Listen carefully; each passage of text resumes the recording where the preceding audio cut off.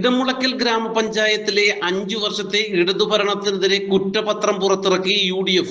വികസന നേട്ടങ്ങളൊന്നും പറയാതെ ജനങ്ങളെ കബളിപ്പിക്കാനെത്തുന്ന ഇടതുമുന്നണിക്ക് ഇക്കുറി ജനം മറുപടി നൽകുമെന്ന് UDF നേതാക്കൾ അഞ്ചലിൽ വിളിച്ചു ചേർത്ത വാർത്താ സമ്മേളനത്തിൽ പറഞ്ഞു.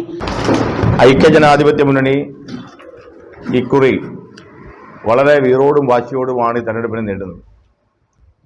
കഴിഞ്ഞ ത്രിതല പഞ്ചായത്ത് തെരഞ്ഞെടുപ്പിൽ 10 സീറ്റാണ് ഐക്യജനാധിപത്യ മുന്നണിക്കുണ്ടായിരുന്നത്. ഞങ്ങളുടെ 2 വാർഡ് സ്ഥാനാർത്ഥികൾ പരാജയപ്പെട്ടത് ഒരു വാർഡിൽ 3 വോട്ടിനും ഒരു വാർഡിൽ 27 വോട്ടിനുമാണ്. തീർച്ചയായും ഈ തെരഞ്ഞെടുപ്പിൽ വ്യക്തമായ ഭൂരിപക്ഷത്തോടു കൂടി ഐക്യജനാധിപത്യ മുന്നണി ഇടമുളയ്ക്കൽ ഗ്രാമപഞ്ചായത്ത് ഭരണത്തിലേക്ക് വരും എന്നാണ് എനിക്ക് മാധ്യമപ്രവർത്തകരോട് അറിയിക്കുവാനുള്ളത്. ഇപ്പോൾ ഞങ്ങൾ ഐക്യജനാധിപത്യ മുന്നണിയുടെ 22 വർഷക്കാലമായി പഞ്ചായത്ത് ഭരിച്ച ഇടതുപക്ഷ ജനാധിപത്യ മുന്നണിക്കെതിരായിട്ടുള്ള ഒരു കുറ്റപത്രവും, ഐക്യജനാധിപത്യ മുന്നണി അധികാരത്തിൽ വന്നാൽ ആ പഞ്ചായത്ത് നടപ്പിലാക്കാൻ പോകുന്ന പ്രകടന പത്രികയുടെയും പ്രകാശന കർമ്മമാണ് ഈ പഞ്ചായത്തിലെ ഐക്യജനാധിപത്യ മുന്നണി നേതാക്കന്മാർ എല്ലാവരും കൂടി ചേർന്ന് ഇവിടെ നിർവഹിച്ചിട്ടുള്ളത്.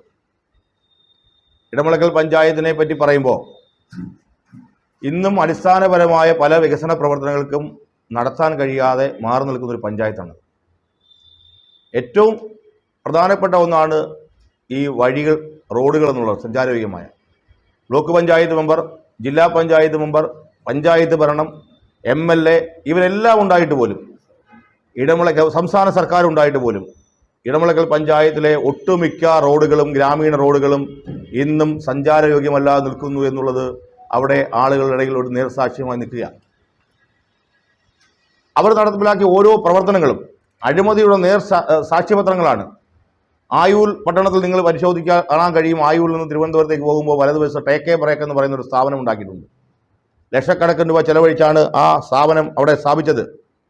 അതിനുവേണ്ടി ചെലവഴിച്ചത് 18 ലക്ഷം രൂപയാണ്. അവിടുന്ന് ഒരു സാമൂഹ്യ വിരുദ്ധന്മാരുടെ കേന്ദ്രമായി, മദ്യപാനികളുടെ കേന്ദ്രമായി ആ പ്രദേശം നിൽക്കുകയാണ്. ആയൂരിലെ കമ്മ്യൂണിറ്റി ഹാൾ, ആയൂരത്തെ കമ്മ്യൂണിറ്റി ഹാൾ എന്ന് പറയുന്നത് പഞ്ചായത്തിലെ പാവപ്പെട്ട ആളുകൾക്ക് കുറഞ്ഞ ചെലവിൽ അവർക്ക് എന്തെങ്കിലും വിവാഹങ്ങളും ചടങ്ങുകളും നടത്താൻ വേണ്ടി സ്ഥാപിച്ച കമ്മ്യൂണിറ്റി ഹാളാണ്. കാലാകാലങ്ങളായി 1 കോടിയിലധികം രൂപ ചെലവഴിച്ച ആ കമ്മ്യൂണിറ്റി ഹാളിനെ ഇന്ന് മാലിന്യങ്ങളുടെ ഡംപിംഗ് യൂണിറ്റാക്കി നിലനിർത്തിയിരിക്കുന്നു. ശ്രീ കടയിൽ ബാബു ഇവിടെ ഇരിപ്പുണ്ട്. ആയൂർ KSRTC ബസ് സ്റ്റേഷന്റെ ആരംഭിക്കുന്നത് ശ്രീ കടയിൽ ബാബു 22 വർഷം മുമ്പ് പഞ്ചായത്ത് ബസ് ഉണ്ടായിരിക്കുമ്പോഴാണ്. ആ പഞ്ചായത്ത് KSRTC ബസ് സ്റ്റാൻഡിനകത്ത് പഞ്ചായത്തിന്റെ വകയായി ലക്ഷക്കണക്കിന് രൂപ ചെലവഴിച്ചിട്ടും ആ ബസ് സ്റ്റാൻഡിനകത്ത് ഒരു മനുഷ്യന് കയറി നിൽക്കാൻ ഒക്കുന്നില്ല. അതൊരു ഓപ്പറേറ്റിംഗ് സെന്ററായി ഉള്ള അവസ്ഥയിൽ നിന്ന് മാറി എല്ലാ അവസ്ഥയും ആ KSRTC ബസ് സ്റ്റാൻഡിന്റെ തകർച്ചയിലേക്ക് പോയിരിക്കുകയാണ്. അതോടൊപ്പം തന്നെ ആയൂരിൽ നമ്മൾ ആയൂർ ടൗണിൽ നിന്ന് തിരുവനന്തപുരത്തേക്കോ കോട്ടയത്തേക്കോ ബസ് കയറാൻ നിൽക്കുക. ഒരു മൂത്രസംഖ്യ ഉണ്ടായാൽ ഒരു മൂത്രം ഒഴിക്കാൻ പോകാൻ ഒരു പബ്ലിക് കംഫർട്ട് സ്റ്റേഷൻ പോലും ഇല്ലാത്തൊരു ടൗണായി 22 വർഷക്കാലം ഭരിച്ച ഇടമുളയ്ക്കൽ പഞ്ചായത്തിന്റെ ഭരണത്തിൽ ഉണ്ടായിട്ടില്ല. അതാണ് ആയൂരിന്റെ അവസ്ഥ. ആയൂരിലുള്ള പ്രധാനപ്പെട്ട മാർക്കറ്റാണ് ആയൂരും തടിക്കാട്ടെയും പ്രധാനപ്പെട്ട 2 മാർക്കറ്റുകൾ.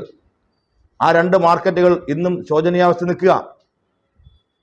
നിലാവ് പദ്ധതി എന്ന് പറഞ്ഞുകൊണ്ട് പഞ്ചായത്തിൽ നടപ്പിലാക്കിയ തെരുവുവിളക്ക് സ്ഥാപിക്കൽ, 50% സ്ഥലത്ത് പോലും പൂർണ്ണമായും തെരുവുവിളക്ക് സ്ഥാപിച്ചില്ല എന്ന് മാത്രമല്ല, അതിനുവേണ്ടി 75 ലക്ഷം രൂപയാണ് കഴിഞ്ഞ ഈ 5 വർഷക്കാലമായി ഇടമുളയ്ക്കൽ പഞ്ചായത്തിൽ LDFന്റെ പഞ്ചായത്ത് ഭരണസമിതി ചെലവഴിച്ചത്. അത് പൂർത്തീകരിക്കാൻ കഴിഞ്ഞിട്ടില്ല. ജലജീവൻ പദ്ധതി പ്രകാരമുള്ള ജലം കൊടുക്കുന്ന പരിപാടി 50% വീടുകൾ പോലും പൂർത്തീകരിക്കാൻ കഴിഞ്ഞില്ല. ഈ പറയുന്ന ഓരോ കാര്യങ്ങളും അക്കമിട്ട് ഞങ്ങൾ പറയുമ്പോൾ അതിന് മറുപടി പറയാൻ ഇന്ന് ഇടതുപക്ഷത്തിന് കഴിയുന്നില്ല എന്നുള്ളതാണ് യാഥാർത്ഥ്യം.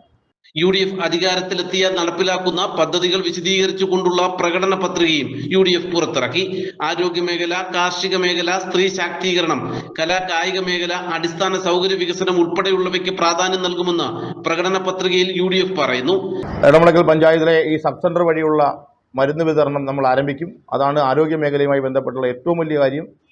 പിന്നെ ഈ വയോജനങ്ങൾക്ക് വേണ്ടിയിട്ടുള്ള, കിടപ്പ് രോഗികൾക്ക് വേണ്ടിയിട്ടുള്ള ഉപകരണങ്ങൾ അവരുടെ വീടുകളിൽ എത്തിക്കുന്ന ഒരു സംവിധാനം ഇപ്പോൾ പഞ്ചായത്തിലില്ല. കാരണം ബ്ലോക്ക് വഴിയാണ് പലതും കൊടുക്കുന്നത്. പഞ്ചായത്തിൻ്റെതായ സംവിധാനമൊന്നുമില്ല. കിടപ്പ് രോഗികൾക്കുള്ള ആവശ്യങ്ങൾക്ക് വേണ്ടി, അവർക്ക് വേണ്ടിയുള്ള ഈ ഉപകരണങ്ങളെല്ലാം അത് ഞങ്ങൾ കൊടുക്കുന്നതിനെ പറ്റി ആലോചിക്കുന്നുണ്ട്. അതിനേക്കാളുപരിയായി ഇടമുളയ്ക്കൽ ഒരു കൃഷിഭവനില്ല.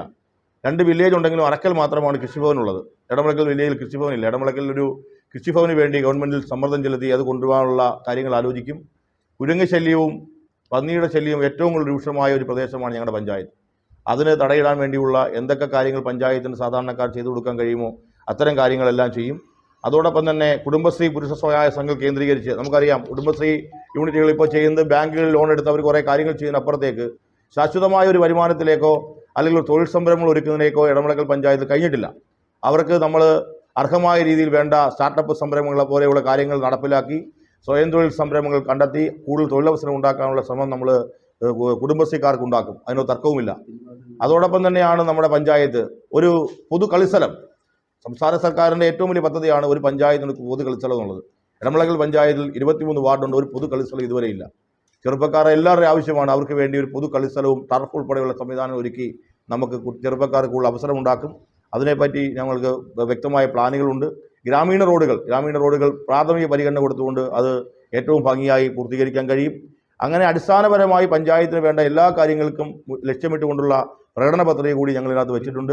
ഇതോടൊപ്പം ഇറക്കിയ കുറ്റപത്രത്തിൽ ഇടതു ഭരണസമിതിയുടെ കോട്ടങ്ങൾ അക്കമിട്ട് നിരത്തുകയും ചെയ്തിട്ടുണ്ട്. UDF നേതാക്കളായ advocate Simon Alex, Ammini Rajan, കടയിൽ ബാബു, ഷാനവാസ്, തൗഫീഖ് തടിക്കാട്, NK ബാലചന്ദ്രൻ ഉൾപ്പെടെയുള്ളവർ വാർത്താ സമ്മേളനത്തിൽ പങ്കെടുത്തു. നാട്ടുവാർത്ത, അഞ്ചൽ.